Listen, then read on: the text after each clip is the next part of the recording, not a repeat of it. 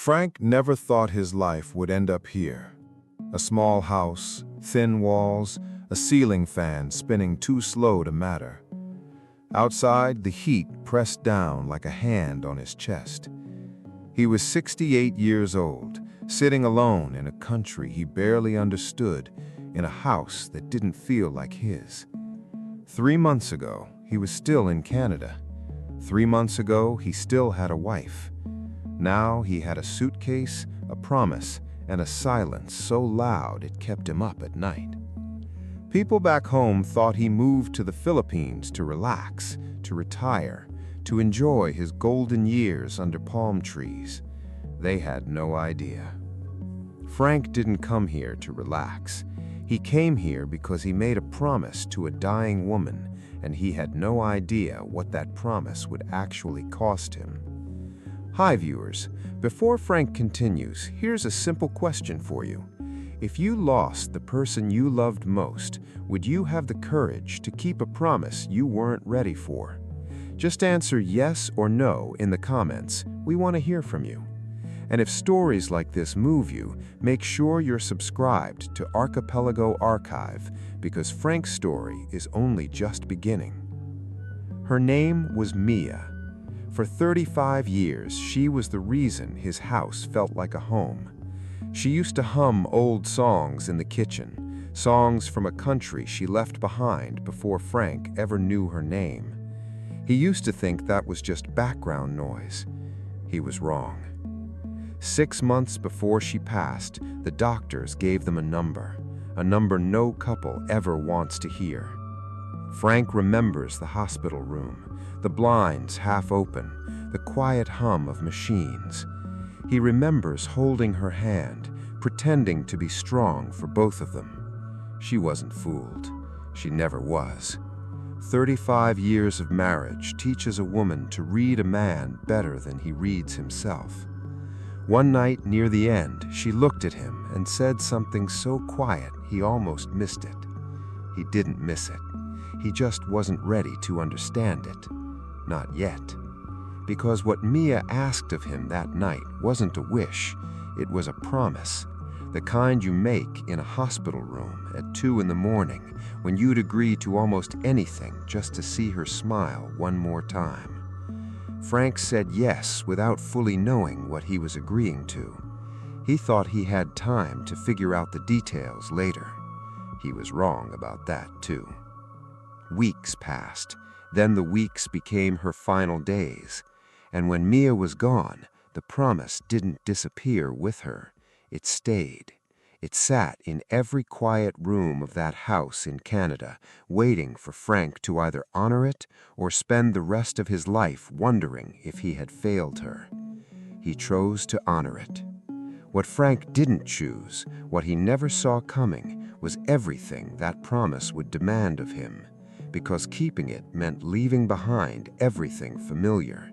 It meant flying halfway around the world into a life he was completely unprepared for, a life with no map, no instructions, no Miya to guide him through it, just Frank, a suitcase, and a country that was about to test him in ways he never imagined. 35 years earlier, Frank was a different man, younger, louder, certain about everything. He met Miya on a work trip that was never supposed to matter, a short stopover, a few days of meetings, nothing more. But there she was, working the front desk of a small hotel, laughing at something one of her coworkers said. Frank remembers that laugh before he remembers her face. It wasn't polite, it was real. He found a reason to walk past that front desk 3 more times. By the 3rd time, she noticed. They talked for an hour that felt like 10 minutes. Frank flew home, telling himself it was just a nice memory. He was wrong. The letters started first, then the phone calls, expensive and short, timed around work schedules and time zones that never lined up. A year later, he flew back, not for business this time, for her. When he asked her to marry him, she didn't answer right away. She looked at him for a long moment, the kind of look that seemed to weigh everything at once. Then she said yes. What Frank didn't fully understand, not then, was everything hidden inside that single word. Yes meant leaving her parents behind. Yes meant leaving her sisters, her language, her whole world. Yes meant building a new life inside someone else's country. Frank thought he was giving her a better future.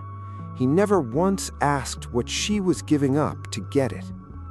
Miya arrived in Canada with 2 suitcases and a photo album. The cold hit her before anything else did. She had never seen snow. Frank remembers her standing at the window their first winter together, watching it fall like it was something out of a dream. She smiled the whole time. He thought that smile meant she was happy. Looking back now, Frank realizes it was more complicated than that. Happiness and heartbreak can live in the same smile.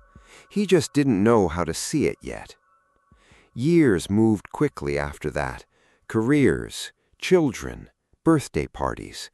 Miya built a home in Canada so complete, so warm, that Frank never once wondered what she left behind to build it.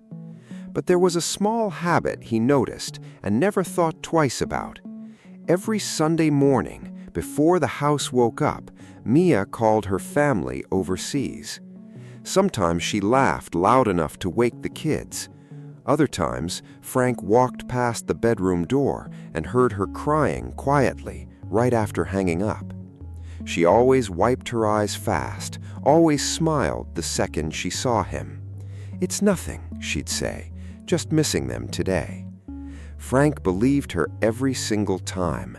He had no idea that those Sunday mornings were the first quiet warning of something he wouldn't fully understand for another 30 decades. Every December, after the presents were unwrapped and the house went quiet again, Miya would stand at the kitchen window with a cup of coffee, watching the snow fall. Once, Frank asked her what she was thinking about. She smiled without turning around. "The sunshine," she said. He laughed. There was no sunshine that day. She laughed too. "I know." At the time, Frank thought it was one of her small jokes. Now, looking back, he understands she wasn't joking at all.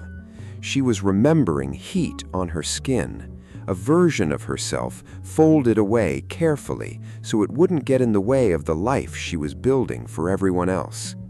Frank never asked her to fold that version away. He just never noticed she had.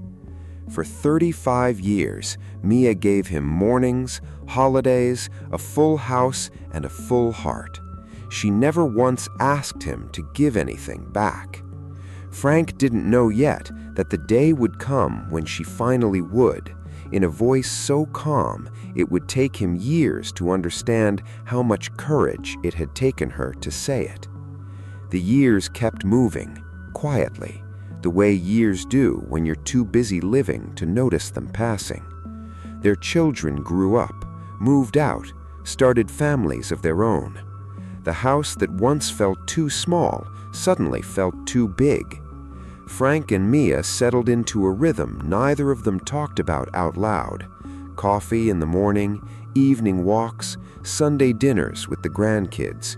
It was ordinary, and it was enough.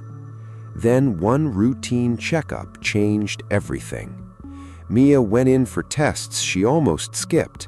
A small concern, nothing urgent, or so they thought. The call came back 3 days later. Frank remembers exactly where he was standing when she told him. He remembers the way her voice stayed steady, even as his own hands started shaking. The single word cancer has a strange way of stopping time completely. It doesn't matter how strong you think you are. It doesn't matter how many years you've had to prepare for hard news. Nothing prepares you for that word.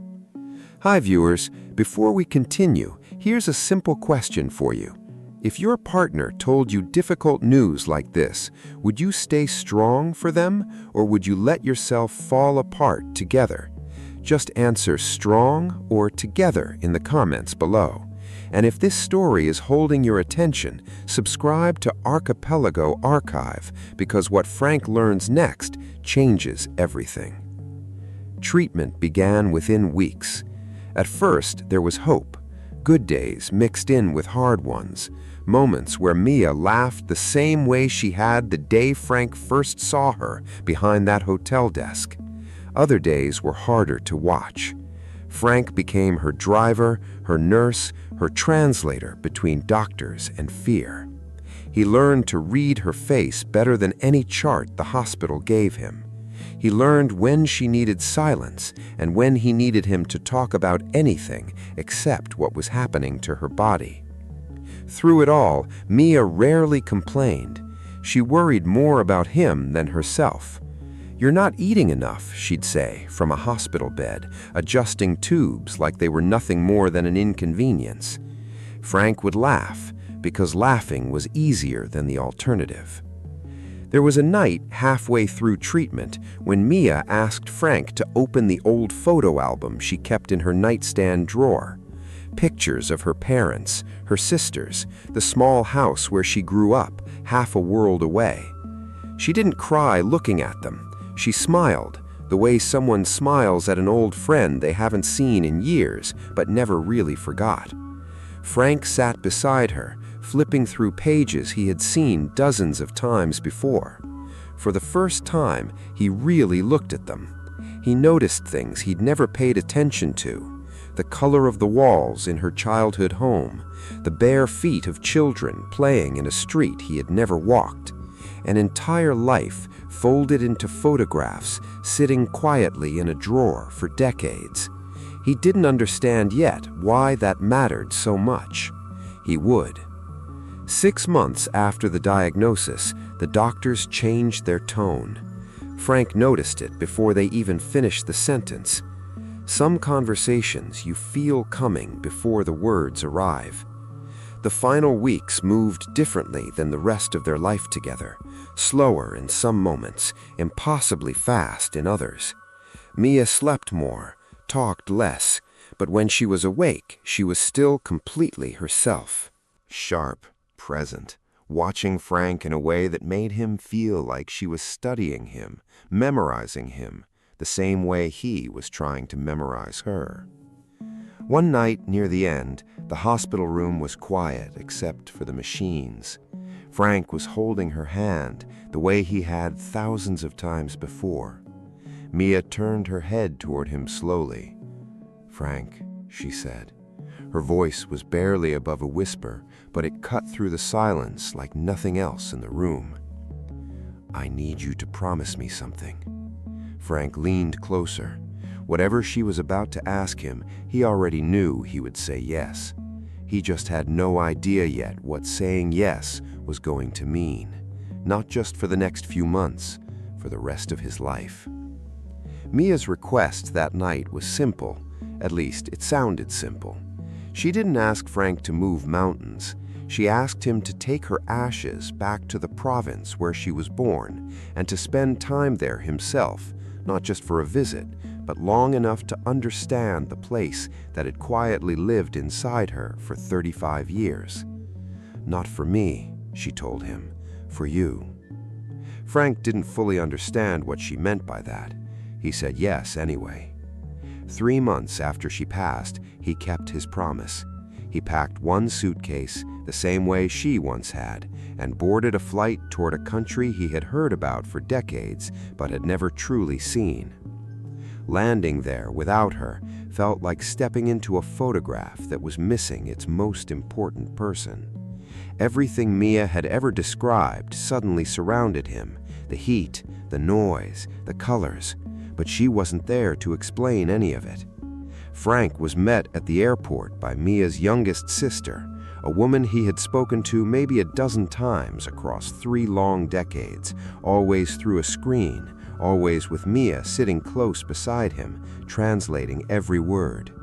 Now there was no translator, just 2 grieving strangers trying to be family. The drive to Miya's hometown took hours. Frank watched the scenery change outside the window, Rice fields, small towns, motorbikes weaving through traffic in ways that made his stomach tighten. None of it looked like the version Miya used to describe at their kitchen table back home. It looked more real, rougher around the edges, alive in a way that felt overwhelming. When they arrived at the family home, dozens of relatives were waiting. Frank recognized almost no one. They all seemed to know exactly who he was. He stood in the doorway, holding a small wooden box, watching strangers who shared Miya's blood step forward one by one to greet him. Some hugged him without a word. Others simply stared, studying the face of the man their sister had loved for 35 years, from a life none of them had ever seen firsthand. Dinner that night was loud in a way Frank wasn't used to. Everyone talked at once. Someone kept refilling his plate before he finished the last one. Frank understood almost none of the conversation swirling around him. He caught Miya's name here and there, spoken with a tenderness that needed no translation. He smiled when others smiled, nodded when others nodded, felt for the first time in his life like a stranger inside a room full of people who loved the same person he did. That night, alone in the guest room, Frank finally understood something Miya had never said out loud. She hadn't just left a country when she married him.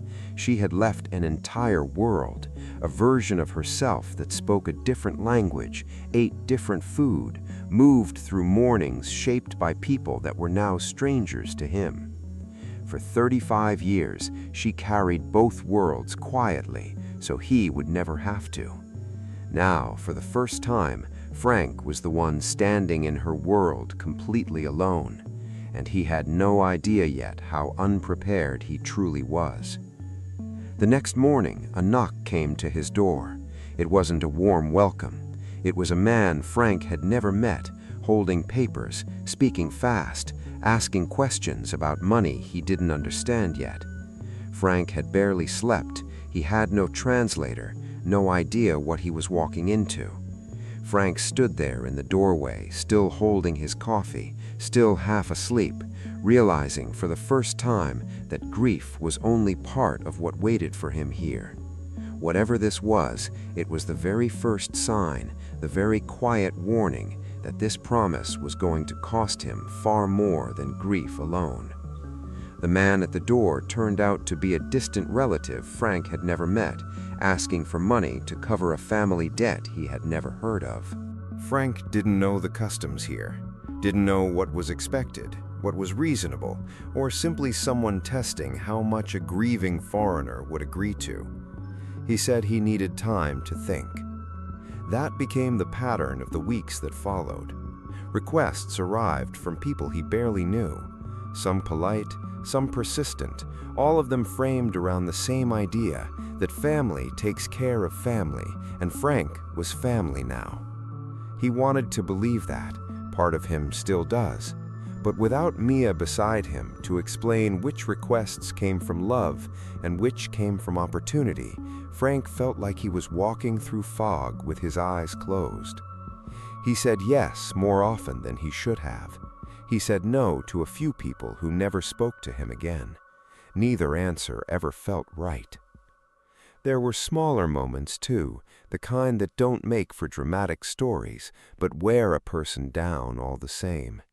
Standing in a market, unable to read a single label, trying to pay a bill in an office where no one spoke his language and he spoke none of theirs. Getting lost on a street that looked identical to 3 other streets with no one to call and no idea to ask for directions. Frank had spent his whole career solving problems, confident, capable, in control. Here he felt like a child again, dependent on strangers for the simplest things. It wore on him more than he expected. The loneliness arrived slower, but it hit harder. Back in Canada, Frank had a routine, friends, neighbors who knew his name, a rhythm to his days that didn't require translation. Here he had none of that. Evenings were the hardest.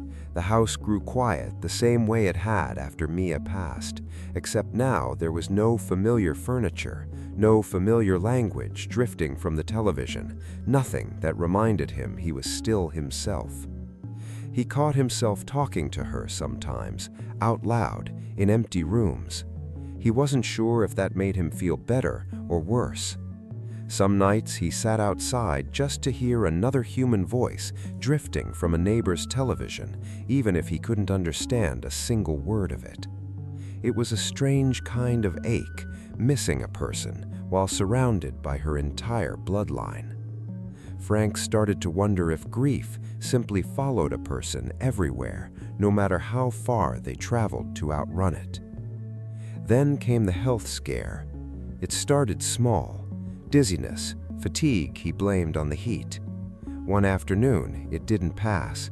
Frank collapsed in his kitchen, alone, with no neighbor close enough to hear him, no emergency number memorized, no idea which hospital to even ask for. He doesn't remember exactly how long he was on that floor, long enough to think, clearly, for the first time since arriving in this country, that he might not make it out of this country at all. A neighbor eventually found him. He never learned exactly how she knew something was wrong. She simply did. She got him to a hospital, sat with him through hours of tests, translating for doctors he couldn't understand, holding his hand the way Miya used to. Frank survived that day. Physically, he was fine, but something in him had cracked open. Lying in that hospital bed, staring at an unfamiliar ceiling, Frank asked himself a question he hadn't allowed himself to ask before. Had he made a mistake? Had this promise, the one he made in a quiet hospital room back in Canada, been more than he was ever capable of keeping? For the first time since landing in this country, Frank seriously considered packing his suitcase and flying home. He got as far as opening his laptop to search for flights. His finger hovered over the screen. He closed the laptop halfway, his hand still shaking from exhaustion, ready to give up on a promise that suddenly felt impossible to keep. Then something stopped him, something he wasn't expecting to find at all. It was a small wooden box tucked inside the suitcase he hadn't fully unpacked since the funeral. Frank had carried it across an ocean without opening it. Inside were letters, dozens of them, some addressed to her family, some addressed to no one at all. He recognized her handwriting immediately. He hadn't known these existed. For a moment, he almost couldn't bring himself to open the first one. It felt like stepping into a room she had never invited him into. Then he reminded himself of the promise he made, not just to bring her home, to finally understand it. Sitting on the floor of that guest room, laptop forgotten beside him, Frank began to read. Some letters were written decades ago, folded and refolded so many times the creases had gone soft. Others were newer, written in the final months of her illness, when her hands had started to shake. In one of them, she wrote about the day she left home at 23, how she cried on the plane, quietly, so the man beside her wouldn't see. That man was Frank. He never knew. In another, she wrote about watching snow fall for the first time and how she chose, right then, to love her new life fully without ever letting go of the one she left behind. She carried both, every single day, for 35 years. She never once asked Frank to understand that. She simply hoped that someday he would. Reading her words alone in the country she was born in, Frank finally did. Hi viewers, one last question before we close this chapter. Do you think Frank made the right choice keeping his promise even when it nearly broke him? Just answer yes or no in the comments. We'd love to hear your thoughts. And if this story meant something to you, subscribe to Archipelago Archive because Frank's journey here is far from finished. Frank didn't fly home the next morning. He didn't fly home the week after either. Instead, he stayed. Slowly, he learned a few words. Slowly, he let neighbors become something closer to friends. Slowly, the fog he had been walking through began to lift, not because the struggle disappeared, but because he finally understood why it mattered. This wasn't a punishment. It wasn't a mistake.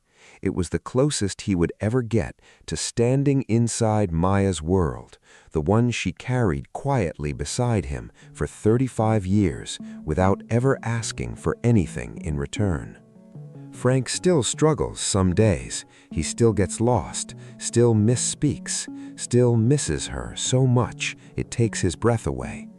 Some mornings he sits outside with a cup of coffee, the same way she used to, and simply watches the neighborhood slowly come to life.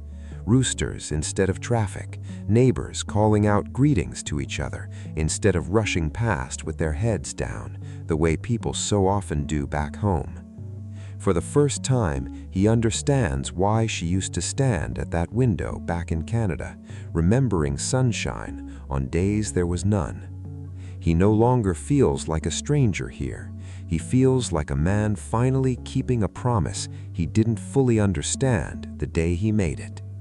Sometimes people ask Frank if moving here was worth it. He tells them the truth. It was never about the move, and it was never really about the struggle either.